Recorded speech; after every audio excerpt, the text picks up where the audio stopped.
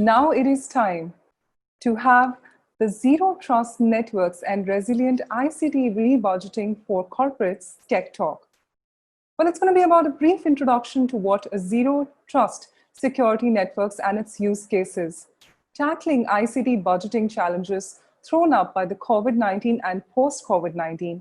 Also, introduction to the MICTAC's 360-degree services, savings on your overall ICT budget by 30 to 40% with a proven track record. Well, we have with us Shiraj Ramachandran, the Vice President, MICTAC UAE.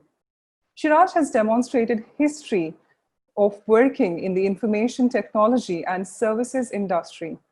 He's skilled in service delivery, negotiation, operation management, customer relationship management, and IT service management. So we have with us Shiraj, who's joining us. Thank you so much, Shiraj. Thank you, Bhavna. Yes, Shiraj, could we just have your video on, please? Yes, sure. Hi, welcome everyone. Thank you for today and the opportunity to attend today's session. I have limited time, so I'll just stacked up a few important and critical information, and looking forward to show you what I have stacked up, something in my deck. Looking forward to start the presentation. Sure. Thank you so much, Shiraj. Yeah. So there I go. So welcome everyone. I'm from MICTAC. We are a Abu Dhabi based company, and I hope my deck is visible to everyone. Yes, it is, Shiraj. Yeah, thank you. So basically I'll just start with a few note from our President of the United Arab Emirates on IT, ICT initiatives and the importance of ICT for the nation and the region and the world as such.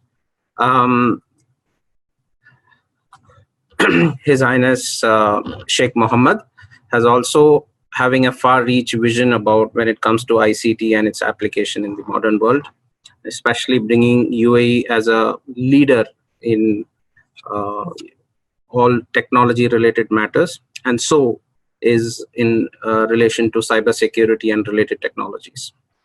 And of course, our Crown Prince of Abu Dhabi, Sheikh Nahyan, also has his piece of advice for the generations to come and a long-standing vision for the country. Moving on, our focus has been the foundation of MICTAC as a consulting firm has been mainly rooted on UAE Vision 2021, which I believe most of you are aware of, following the policy of United in Responsibility, United in Destiny, United in Knowledge, and United in Prosperity. And ICT forms as a backbone in ensuring this vision is realized.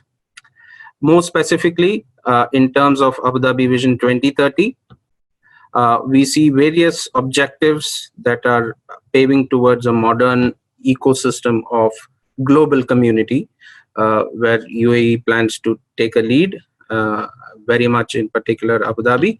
And these are some of the salient policies that we hold close to our hearts in terms of achieving them and making it into a reality.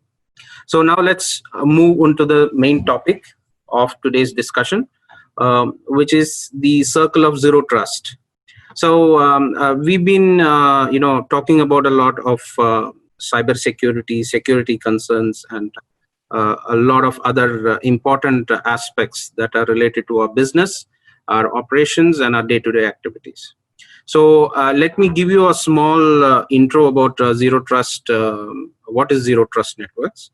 So we're talking about a scenario where we do not have a distinction between internal networks and external networks. We treat everything as the same. So our focus basically moves on how well your data is protected. So the focus is mainly on how the data is being managed, and based on that we derive processes. So instead of setting some security procedures and then driving towards seeing whether it is protecting your data or not. We do the reverse. We protect the data and then we see how we can manage this protected data wherever possible and apply it in different business processes.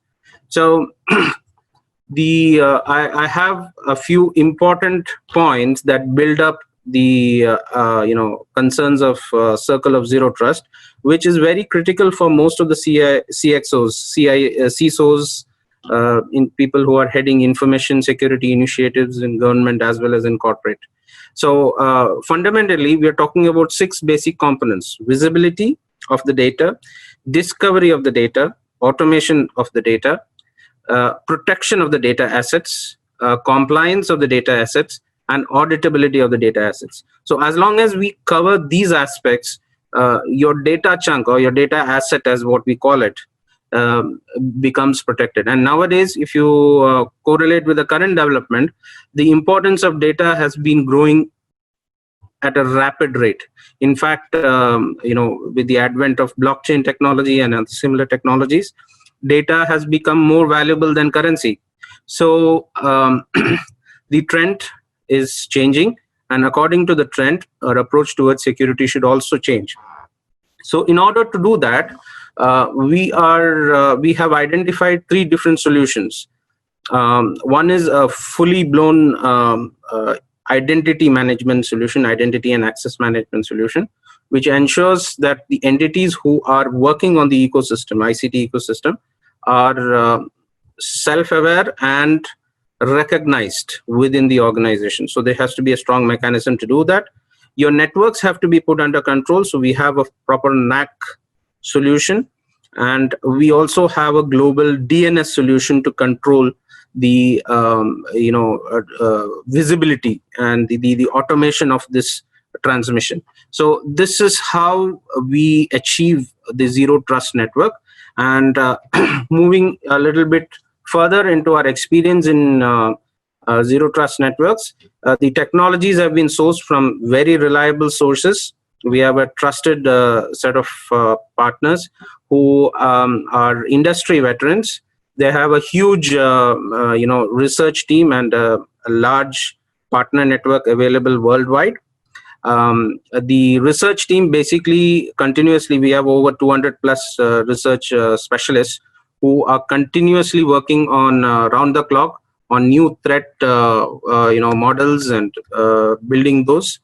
We have over 2.4 billion domain assets for which we do threat intelligence, over 900 plus customers across 67 countries. And the core of our technology is based on a convolutional neural network, which is self-modeled. So I'll get into the details of that. So this is just an overview of how we achieve this, and something which, so I've just giving you a small analogy. Say you have your server farm, your data center, you have a firewall in between. Normally in today's scenario, you have a work from home situation where people use their personal laptops, mobile, or you have a desktop. Maybe you might have a BYOD user as such. So all of them, they use the internet to access your server farm. Yeah. So what happens is, even though we have, most of the people, they rely on the VPN and the firewall, but the problem there is, even though you create a VPN, that if your endpoint is infected, what happens?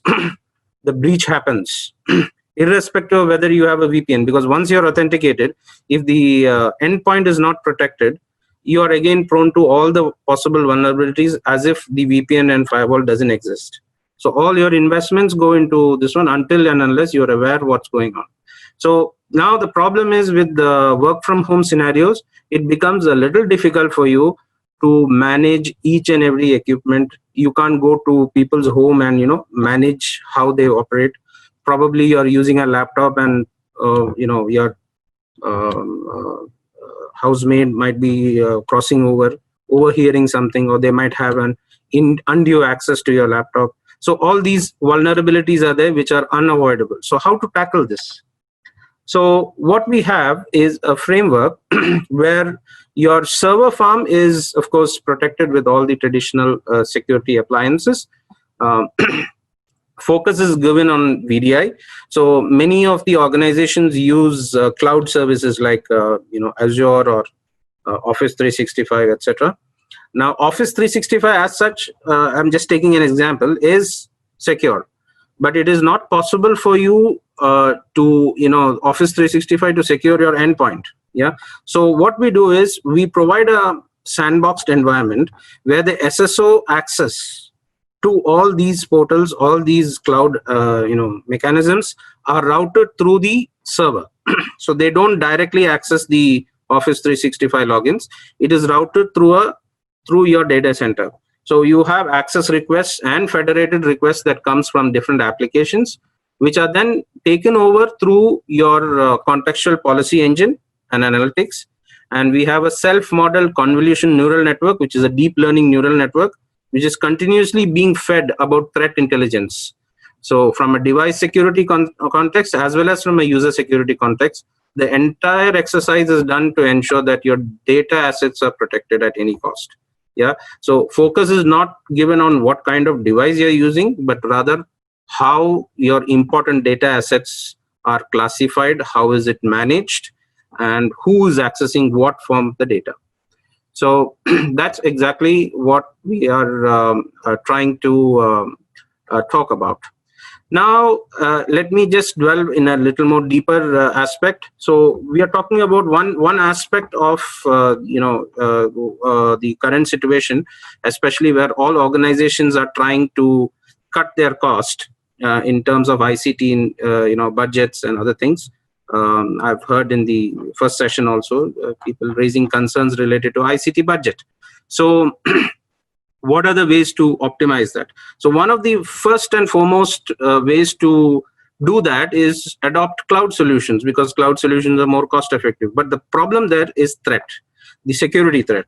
And so using this solution which I showed you about zero trust network. So if you enforce a zero trust network policy within your organization, it becomes more easier for you. You become more confident in moving onto the net, because anyways, you don't make a distinction between your internal network and external network. Yeah.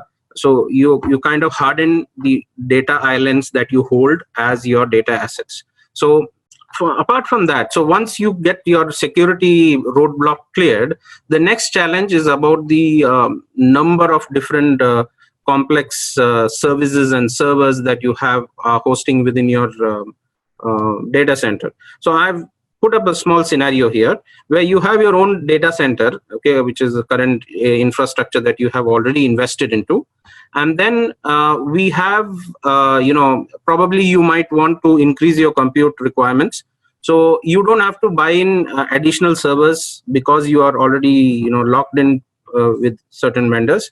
You can always extend your compute power onto the cloud using a certain way in which it is, the data is secured at a particular layer. What you do is you do an abstraction. So you add upstream layers and offer it as a SaaS management plane. So when you offer it as a SaaS management plane, it also provides you with some open source orchestration tools. I've given an example of Kubernetes, which is an open source technology from Google, which they use for orchestration between different application instances. So similarly, you can have, depending on your technology, different tools for future development.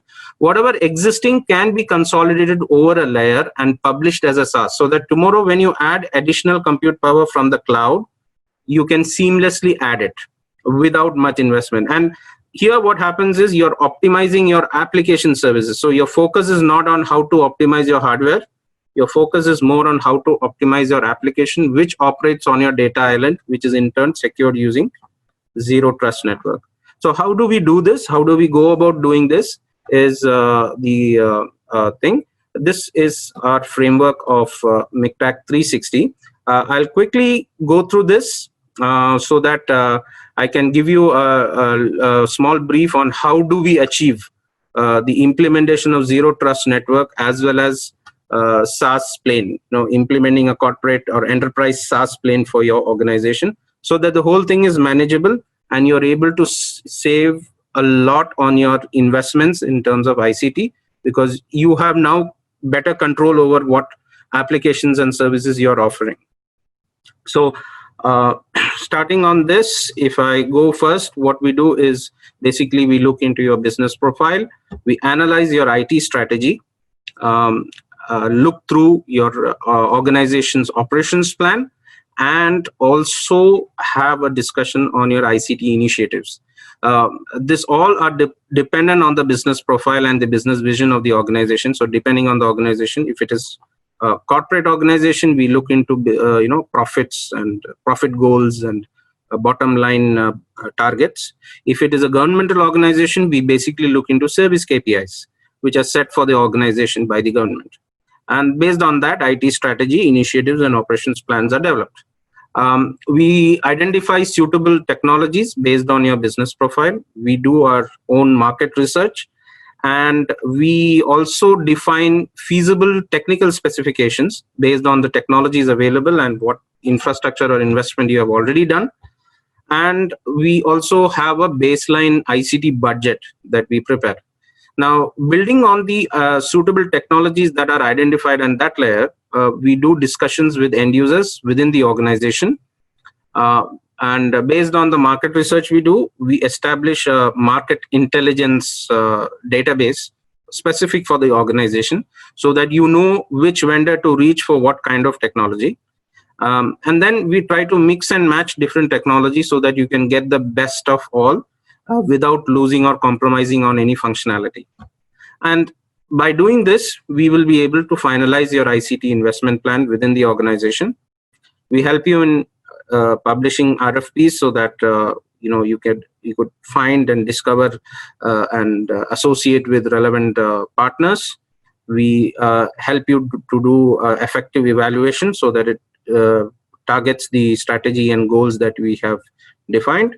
Based on the initiatives, we have scope control specifications, which are basically a guideline that will be built to so that your operations team, IT operations team, has clear idea why we have bought this particular technology and for what it is, and how we can offer better serviceability and functionality for it internally.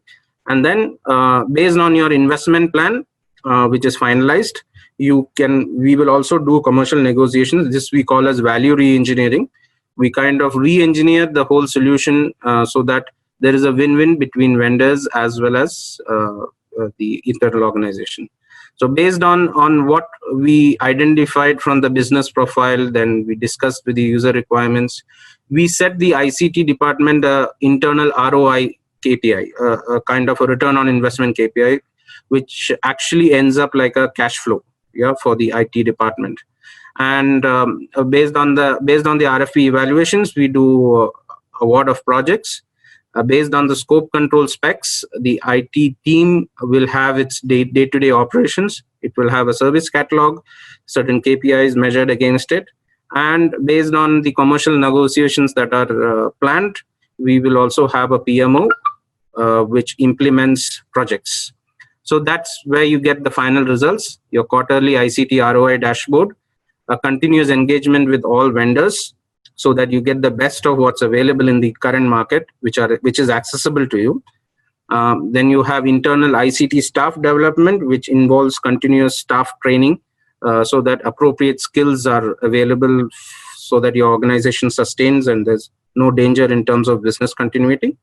And of course, most important, project management, so that vendors get payment on time, they get recognized. At the same time, they're controlled, so that internal ICT initiatives are successful. So this is the ICT framework which we have developed over the years. Over past 15 years, it has come through a lot of changes and adaptation according to the region. Originally developed from the COVID-5 framework of ISACA, but it has been quite successful and very effective in most organizations where we have implemented it. So yes. So are we running out of time? Yes, we are, but you may conclude. Please go ahead. I'll conclude it. It's just my last slide. So basically, when we talk about traditional advisory and consultancy, talking only at the time when the organization decides to invest on ICT investments. So whatever happens before that and after that, normally the consultants are not involved. But in our case, we take an end-to-end responsibility. We cover your business needs. We map your ICT initiatives. We map it to estimated costs, track estimated benefits, and build a cash flow out of it. So what happens is there is an end-to-end visibility and responsibility. We become part of the organization and we hold responsibility in terms of bottom line. So this is what I wanted to convey in terms of MICTAC 360 and how Zero Trust Network is the starting point. Because before we get into all this, the first and foremost thing is to ensure that you're protected. So that's it from us. These are the faces, and over to you, Bhavna. Thank you so much. If I have any questions. Thank you so much, Shiraj, for joining us on that. Could I just request you once again, could you just stop sharing the screen, Shiraj? Yeah, thank you so much, Shiraj. How was the entire experience, Shiraj? Could you unmute yourself? I can't hear you, Shiraj. Yeah, it was, I was trying to keep up with time. I'm normally a slow speaker. No, absolutely. But thank you so much for joining us today. Yeah, thank you. Thank you. For joining us today.